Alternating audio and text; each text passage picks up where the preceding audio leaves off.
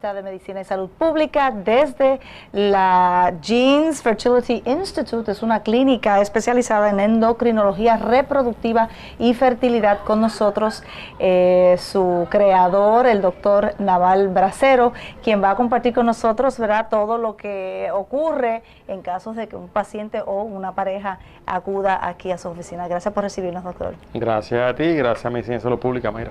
Vamos a primero definir lo que es infertilidad. Mira, infertilidad va a ser la incapacidad para tener bebé después de estar un año sosteniendo relaciones sexuales sin ningún tipo de contracepción antes de los 35 años. Si es después de los 35 años, vamos a acortar ese periodo de espera a 6 meses. Son parejas que van a tener problemas para la esposa o para la mujer quedar encinta. Hay varias razones por las cuales esto puede estar ocurriendo. 30% de las parejas va a ser problemas del varón, 1 de cada 5 puede ser problemas de las trompas de falopio, problemas de ovulación, problemas de la anatomía pélvica, y hay un grupito de pacientes más pequeños que no entendemos realmente qué está pasando con ellos y es lo que llamamos como infertilidad sin explicación. Pero vamos a hablar también sobre si puede o no ser temporero, pero me gustaría saber cuántas personas o cuánto afecta a la población puertorriqueña la infertilidad.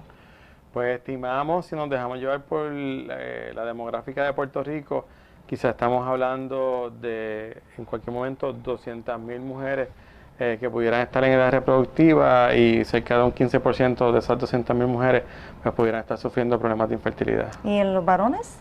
En los varones sería quizá 1 de cada 10 varones también que pueden estar teniendo problemas de infertilidad. ¿Y cómo compara eso con otras poblaciones? ¿Eso es más o menos el estándar a nivel mundial? Es más o menos lo mismo que se repite a través del mundo, 15% de las parejas en edad reproductiva. Pero le preguntaban también al principio si había infertilidad temporera, que pudiera así de repente desaparecer. Bueno, hay disfunciones ovulatorias, por ejemplo, el síndrome de ovarios poliquísticos, que es un síndrome fascinante. Estas son las chicas que tienen vellitos en áreas que no deberían tenerlo, más tienen problemas de ovulación, tienen problemas de irregularidad en la regla. Pues esas mujeres cuando bajan de peso, cuando controlan su desorden hormonal, pues pueden restablecer su ovulación. Y como tal, eso sería una infertilidad temporera durante el tiempo que estuvo desbalanceado el sistema hormonal de estas mujeres. Otras pacientes pueden tener endometriosis, que es una de las causas más frecuentes que vemos de infertilidad de tipo anatómico. Y la endometriosis se puede controlar y se puede restablecer la anatomía pélvica y esas mujeres muchas veces pueden concebir. ¿Esas pacientes también llegan a una clínica especializada como esta? Esas pacientes llegan a una clínica especializada cuando ya han pasado por tratamientos quirúrgicos para tratar de restablecer la anatomía pélvica, no logran corregir los defectos, por ejemplo, las trompas de falopio están demasiado dañadas, o ya la función ovárica ha disminuido dramáticamente por problemas como son endometrioma, que son quistes en el ovario, y entonces esos pacientes sí acuden a nuestro servicio. ¿Y en qué momento acuden esas parejas a su oficina? ¿Temprano en el matrimonio? ¿Tiene casos de personas que ya tienen segundos matrimonios, segundas parejas y quieren venir? ¿Cuál es el cuadro básico que se da en la oficina? Pues Mayra, yo veo de todo aquí. Yo me levanto, yo digo los lunes, a ver qué es lo que trae la semana. Y la mayoría de mis parejas van a ser mujeres que van a estar entre los 35 y los 37 años, que o han pasado por muchos años de búsqueda de embarazo, muchos años, estamos hablando 5, 6, 7 años, 10 años, y han sido evaluadas, han sido operadas muchas de ellas, han hecho estos tratamientos de inducción de ovulación y llega el punto donde mis colegas ginecólogos pues las refieren para tratamientos más avanzados. Tengo también parejas que salen directamente a buscar ayuda porque se casaron a los 40 años por primera vez, están bien educadas, han buscado información y se han dado cuenta de que tienen que acelerar la búsqueda de embarazo y llegan directamente sin ser referidas. O sea, sin tener incluso problemas de fertilidad. A veces diagnosticado. A veces sin tener el diagnóstico de problemas de infertilidad, para mí me causa a veces una controversia interna, porque por definición, si no has buscado quedar embarazada, pues quizás no tienes ningún problema. pero cumplimos con darle la orientación, hacer la evaluación básica e identificar si hay algún problema y orientarla al respecto. Pues ya sé que habló de algunas razones por las cuales hay infertilidad, si pudiera apuntar en otras. Hablamos específicamente de los problemas anatómicos en la mujer. ¿Cuáles otros factores inciden sobre la fertilidad de ambos? Pues vamos a tener en el lado del varón, podemos tener concentración baja de los espermatozoides, podemos tener motilidad baja de los espermatozoides, que es que aunque estén ahí, no se están moviendo de forma progresiva adecuadamente. Puede haber también morfología anormal, que eso no es que el bebé que nazca de ese espermatozoide va a tener problemas genéticos o nada por el estilo, sino que ese espermatozoide no se le va a hacer fácil el infertilizar un óvulo. En el lado del útero, no muchas veces va a haber problemas, pero pudiera haber uno que otro paciente. Se estima que 5% de los problemas de infertilidad pueden estar causados por el útero. Ahí puede haber adherencia dentro del útero, puede haber fibroma dentro de la cavidad uterina. Los fibromas, Mayra, son de las situaciones en ginecología reproductiva que más nos van a estar creando el que haya algún tipo de controversia. Ese tipo de situación, no todos los fibromas causan infertilidad y hay muchas pacientes, hay muchas mujeres con fibromas caminando por la calle. Así que solamente los que estén metidos dentro del útero van a causar problemas. Trompas de falopio, usualmente son mujeres que están esterilizadas o que sufrieron de condiciones pélvicas como puede ser la endometriosis o tienen algún tipo de adherencia secundaria a cirugías previas, que no todas tienen que ser por endometriosis. Y los desórdenes ovulatorios, tienes ovarios poliquísticos, muchos de mis pacientes, o pacientes con menopausia prematura. Y es importante saber la causa o saber qué lo está provocando para saber cuál es la ruta, ¿verdad?, médica a seguir. Eso es así, el primer paso de cualquier paciente que se vaya a manejar en una clínica de fertilidad o de cualquier manejo de infertilidad es hacer una evaluación básica. De los dos, de la pareja. De los dos, sin dejar de pasar por alto o sin pasar por alto ninguno de los componentes de esa evaluación. Estamos hablando de 3 cosas básicas, Mayra. Una prueba para ver la función ovulatoria de esa paciente. Y esas pruebas típicamente van a ser o un nivel de la hormona FSH junto con estradiol, las dos van juntitas cerca del tercer día de la regla. En el manejo moderno estamos utilizando mucho el medir la hormona antimuleriana o AMH. Esas 3 modalidades, FSH, estradiol y AMH, nos dan una idea concreta de cuántos óvulos tiene la mujer disponible para buscar embarazo. El otro es la anatomía de la mujer por dentro y eso se cubre bien sencillamente con un histerosalpingograma. ¡Wow! ¡Qué complicado! Histero, ¿verdad? Son palabras derivadas del griego. Histero significa la matriz, salpinge significa las trompas de falopio. Es una evaluación radiológica con un tinte que se va a ver en una placa de rayos X de la cavidad uterina por dentro y del interior de la trompa de falopio. Y eso nos va a dar una idea bastante certera de cómo está esa anatomía.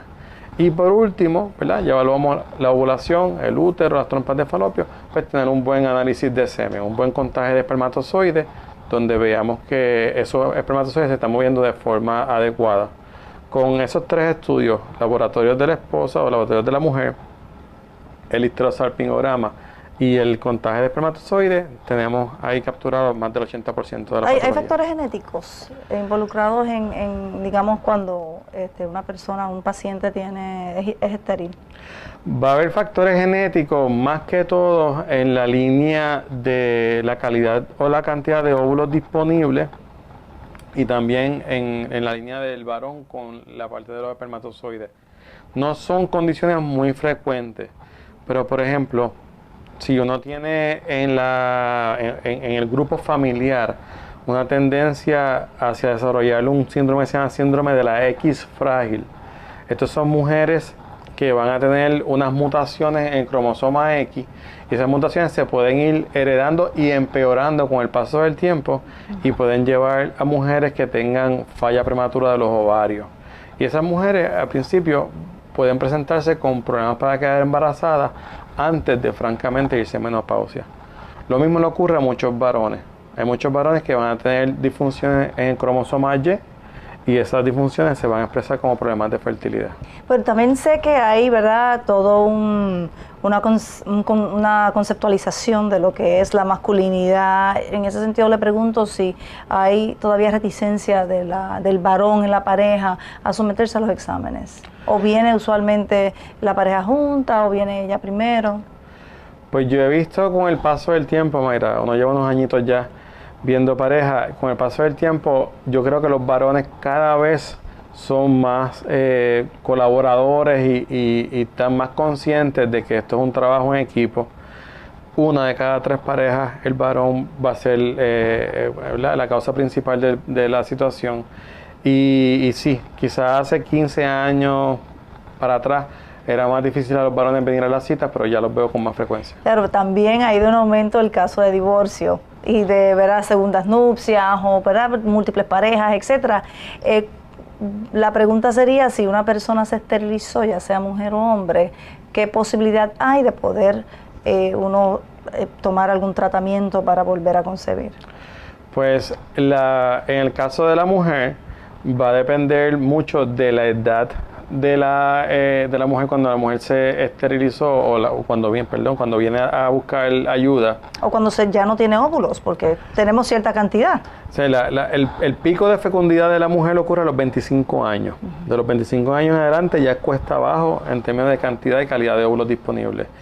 Una mujer que viene a buscar tratamiento de fertilidad a los 30 años, que se esterilizó a los 27 años, quizá vale la pena que se reempate las trompas de falopio para entonces buscar embarazo en los próximos años que le quedan de reproducción eficiente.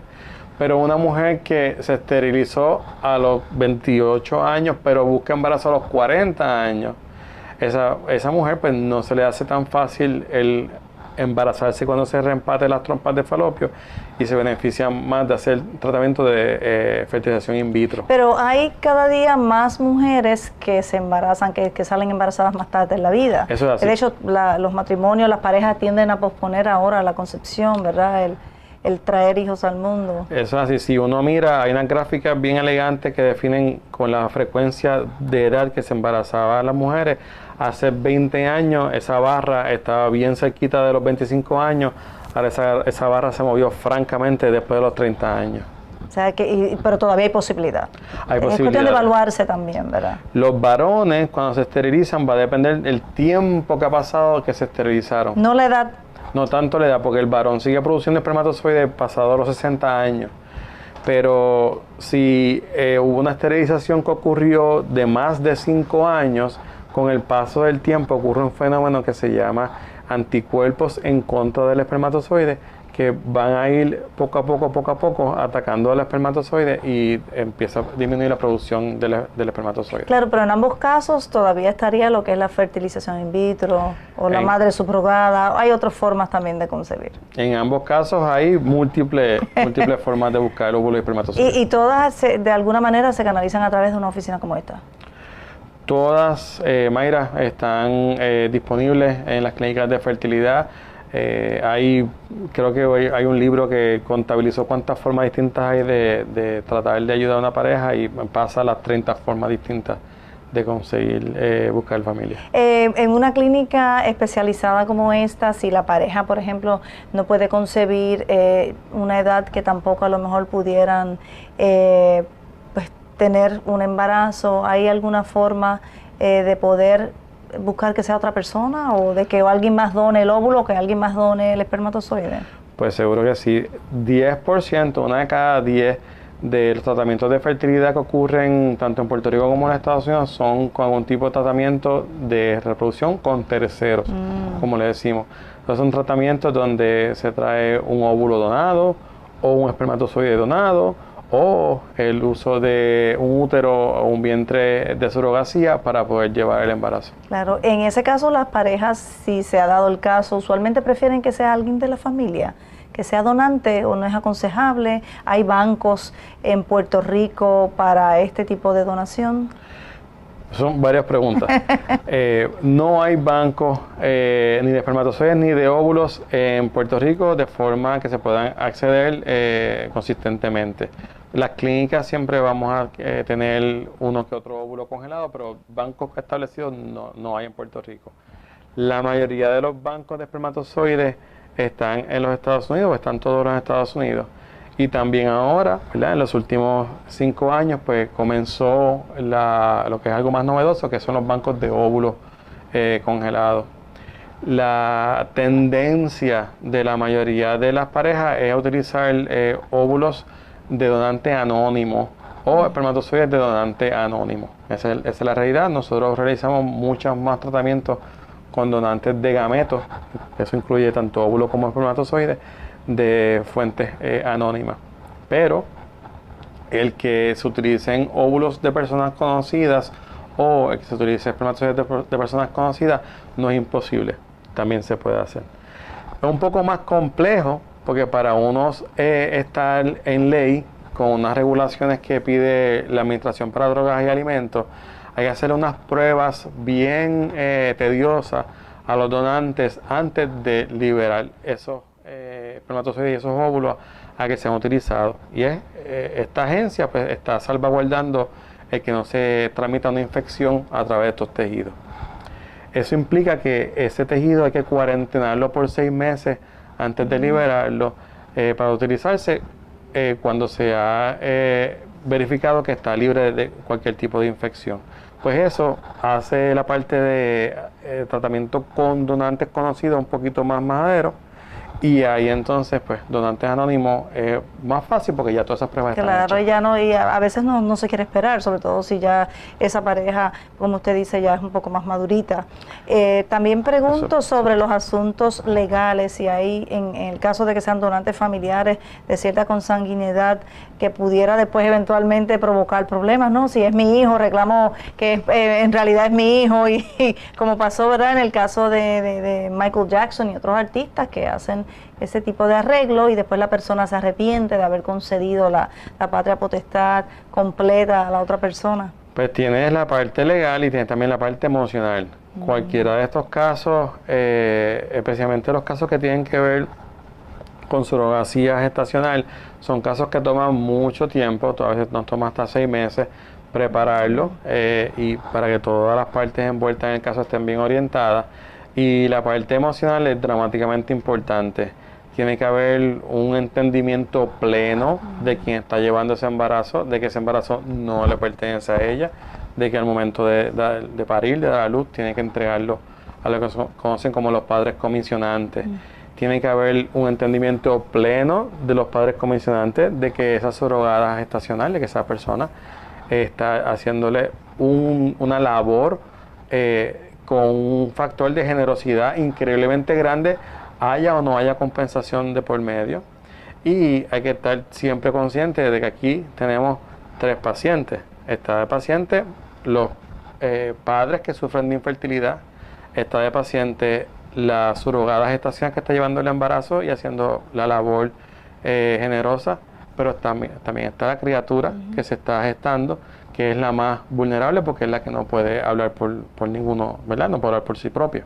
Así que todo ese andamiaje y toda esa complejidad se tiene que aclarar antes de que comience todo, tanto desde el punto de vista emocional como desde el punto de vista legal. Pues en Puerto Rico, cuando comenzó a hablarse hace varias décadas de la fertilización in vitro, parecía haber algo de ciencia muy alejado de lo que es ¿verdad?, nuestra propia realidad, y ya vemos que en Puerto Rico tenemos la sofisticación y ya todo el andamiaje para hacer este tipo de procedimiento. ¿Cómo es en la práctica cuando llegan aquí a su oficina las parejas? ¿Cuál es el servicio que reciben? Pues las parejas van a llegar, muchas de ellas con muchas preguntas, confusión y muchas veces vayan con mucha información ya de antemano porque Doctor Google es poderosísimo y nuestro enfoque es en tratar de aclararle todas las preguntas, presentar todas las opciones completas desde lo más sencillo hasta lo más complejo, y que la pareja se vaya con un plan reproductivo claro. A través de los años, Mayra, una de las cosas que yo he aprendido de mis pacientes, que las adoro y todos los días aprendo algo nuevo de ellas, es que los problemas de infertilidad como tal causan mucha ansiedad, una ansiedad increíble, pero también causa ansiedad el no saber cuál es el plan de acción que está frente a ellos. Y si algo yo trato que mi equipo de trabajo y este servidor tengamos siempre presente es que ese plan que el paciente va a estar ejecutando esté claro. Desde lo más sencillo que sería una llamada telefónica cuando caiga la regla, que con lo que comienza todo el tratamiento, hasta un procedimiento tan complejo como in vitro, de que esté claro en toda y cada una de sus etapas. Y eso toma tiempo muchas veces. ¿Cuál es el procedimiento? Porque ya veo que hay una variedad grande. Si todos son de manera ambulatoria, requieren anestesia, si se hacen en un solo momento. Pues nosotros tenemos prácticamente 3 tipos de tratamientos. Está la inducción de ovulación, que eso lo que hace es aumentar la cantidad de huevitos que la mujer tiene disponible en ese mes. Y eso puede ser con medicamentos por boca o medicamentos inyectables. Está la inseminación intrauterina, donde colocamos espermatozoides dentro del útero de la mujer al tiempo que está ovulando. Y la fertilización in vitro, que es donde sacamos todo afuera y se genera el embrión afuera. Pero es un procedimiento en la oficina del médico, no requiere hospitalización. Todo esto en la oficina del médico. Lo más sofisticado que sería in vitro es con una sedación ligera por vena que se administra por un anestesiólogo aquí en la oficina, y es un procedimiento donde adquirir los óvulos toma como unos 10 minutos y colocarlos para atrás toma como unos 5 minutos. ¿Y el procedimiento como tal? Durante el... Sí, o sea que en 20 minutos la persona que va a someterse a una fertilización in vitro ya está, ¿ya? Bueno, Mayra, ese es el procedimiento para, la oficina, para levantar los óvulos, pero durante 2 semanas va a haber unos medicamentos que se llaman las gonadotropinas inyectables, que se han ido aplicando por la paciente todos los días por un espacio de unos 11 días. Y cada 4 o 5 días hay que venir a la oficina a hacerse unos sonogramas transvaginales y unas pruebas de sangre que realizamos también en este edificio. Con esa combinación de información, con los resultados de la sangre y con los sonogramas, vamos ajustando las dosis de los medicamentos hasta que llegamos entonces al día de sacar los huevitos. Qué bien. ¿Todo eso podría pasar dentro de un mes, dentro de varias...? Sí, un tratamiento típico de interacción entre el paciente y la oficina va a tardar como unos 16 días, más o menos. Y de ahí entonces 2 semanitas hasta la prueba de embarazo, que es terrible la espera, pero pero llega. Sí. ¿Cuánta es la efectividad de estos procedimientos? Pues va a depender mucho de la edad, Mayra. Cuando estamos por debajo de los 35 años, estamos bien cercanos a los 50%. Pero es que eso no son muy buenas noticias, porque nuestra población está envejeciendo. Casi, ¿verdad? No hay muchos nacimientos, lo vemos con, ¿verdad?, lo que está pasando en la sociedad. Y pues hay personas posponiendo esa decisión también después de los 40 años, sobre todo las mujeres que quisieran tener primero una carrera, desarrollarse y luego dedicarse a los hijos. Pues el mensaje es que tienen que darse prisa. Que busquemos ayuda, y hay que darse prisa en quedar embarazada. Es verdad que generar el ambiente para que se inicie una familia no es algo fácil ni ligero, pero sí el mensaje es que mientras más temprano lleguen. Claro, hay unos factores biológicos. Más fácil. O sea, hay factores biológicos que no podemos ir en contra de eso, aun cuando queramos posponer unas decisiones, pero de todas maneras, pues hay tratamientos y hay el servicio que ustedes ofrecen y que ofrecen otros profesionales para orientarlas. Todos nuestros ginecólogos, Mayra, están bien entrenados en orientar acerca de los componentes básicos de lo que pudiera ser un problema de infertilidad y cómo evaluarse. Pero a veces hace falta de que el paciente también genere la pregunta. Pero mientras más joven lleguen a las clínicas, más fácil va a ser buscar embarazo. Preguntaba si ya sabemos el caso en Puerto Rico de la jueza del Tribunal Supremo, que ella y su pareja del mismo sexo pues tienen, ¿verdad? Tienen una hija.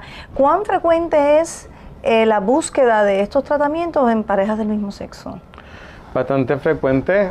Yo voy a estar viendo posiblemente una pareja o 2 parejas al mes que estén buscando embarazo, que sean parejas del mismo sexo. ¿Y ese número se lo esperaba? ¿Cómo compara con años anteriores cuando había mucho más tabú sobre este asunto? Es más frecuente de lo que ocurría quizás hace unos 10 años. ¿Y cuál es el caso, digamos, más no sé si dramático, que haya pasado por su oficina. Conozco de casos de donde una hija para su madre lleva en el vientre lo que sería prácticamente su hermana, ¿no?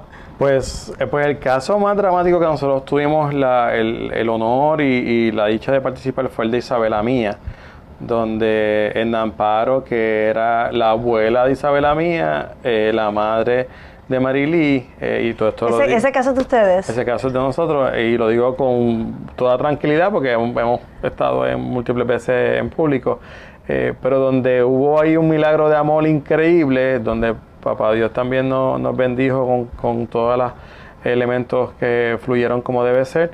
Y Isabela Mía tiene ya 11 años, en Amparo está súper bien, Marily está súper bien, y fue algo espectacular, donde todo el conocimiento que yo recién estaba trayendo a Puerto Rico cuando había regresado de hacer la subespecialidad, se puso en marcha por un servidor y el equipo completo de gente que trabajó con nosotros. Me imagino que ese tipo de casos es bien raro. Puede pasar a lo mejor toda la carrera de un profesional en su especialidad y no tener un caso como ese, y a usted le llegó temprano en su carrera. Eso es así, eso es así.